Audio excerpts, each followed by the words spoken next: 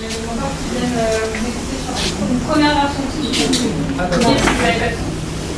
ce Non, il faut un truc qui claque. Ouais. Marcher facile, c'est long. Alvéole, en partenariat avec la Technopole de La Réunion, le soutien de la Civis et de la 3CA BTP, organise un hackathon pour digitaliser le bâtiment. Aujourd'hui, des études comme celle d'Anthropic montrent que le potentiel de l'IA sur le secteur de l'architecture et de l'ingénierie, il est énorme. Aujourd'hui, il est seulement exploité à 17%, alors que si les acteurs de ce secteur prenaient en main ce sujet de l'intelligence artificielle pour automatiser, optimiser certaines tâches et puis gagner en efficacité dans leur process, on pourrait atteindre un potentiel de 80%. Donc voici l'interface principale de l'application. Dans une maison, que la personne n'est pas là, on ne peut pas savoir. Avant d'avoir vu le dégât des eaux. Et là, vous intervenez à titre préventif. Ça peut être ça, c'est pas clair. Le problème, c'est ça. Notre solution, c'est ça. Notre valeur ajoutée, c'est ça. Il faut être plus synthétique. À la fin, signaler et envoyer au propriétaire et qui lui validera son dossier pour qu'il soit remonté jusqu'à l'assurance et faire les démarches nécessaires.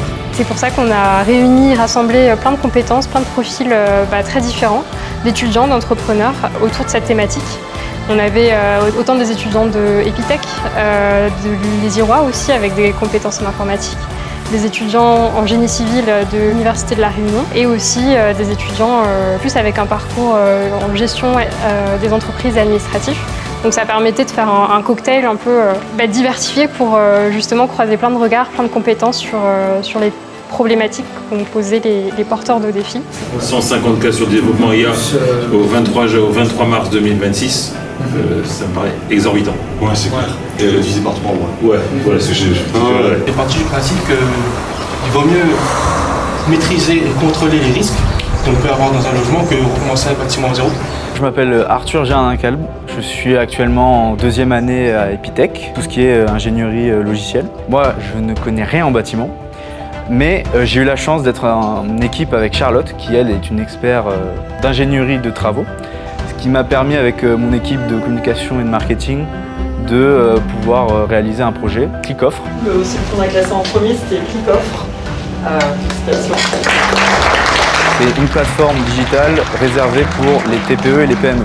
Notre objectif et notre solution, c'est de pouvoir accompagner ces entreprises-là sur les appels d'offres. Bien sûr réservé du coup au BTP dans le cadre de l'hackathon. On aide à générer des dossiers pour la réponse de l'appel d'offres. C'était très clair ce que vous faisiez, pour qui, pourquoi, comment ça marchait. C'était un produit en fait assez simple avec quand même de la tech et ça réutilise des produits existants. Donc c'est un produit qu'on pourrait faire demain et amener au marché avec vraiment une viabilité économique. Donc on a trouvé ça pertinent, limpide. C'était 2 jours intenses pour les étudiants pour déjà arriver à comprendre et à s'immerger dans ce sujet qui peut être complexe mais qui concerne tout le monde et de faire en sorte qu'ils se saisissent de ces problématiques, qu'ils réfléchissent à une solution, à une vision produit vraiment concrète avec des fonctionnalités et qu'ils imaginent des premières versions d'un outil logiciel ou digital. On voit beaucoup d'envie à travers ce qui est présenté et toujours d'une très grande qualité et plus ça va et plus on voit des produits presque finis. Il y a réellement une présentation, quelque chose qui peut être utile. Vous êtes des étudiants de diverses filières et vous avez appris à travailler ensemble. Vous avez appris à mettre vos points de vue en commun et je trouve ça super. J'espère que vous allez continuer. Encore une fois, effectivement, il y a une dose de rêve, il faut rêver. Après ces 48 heures à travailler sur ce projet, pour moi, le hackathon, ça a vraiment été une ouverture d'esprit sur un nouveau domaine que je n'avais jamais travaillé dessus, le BTP. Ça m'a permis de rencontrer des personnes, tout type de personnes, de tout type d'horizons et surtout de faire des contacts. C'est vraiment intéressant de pouvoir discuter avec les gens. Outre le résultat, ce qui est important, c'est ce que vous avez appris dans les 2 jours. Ce qu'on essaye, c'est aussi d'apporter des capsules et des connaissances. C'est plutôt un parcours d'apprentissage qu'un résultat final, en fait.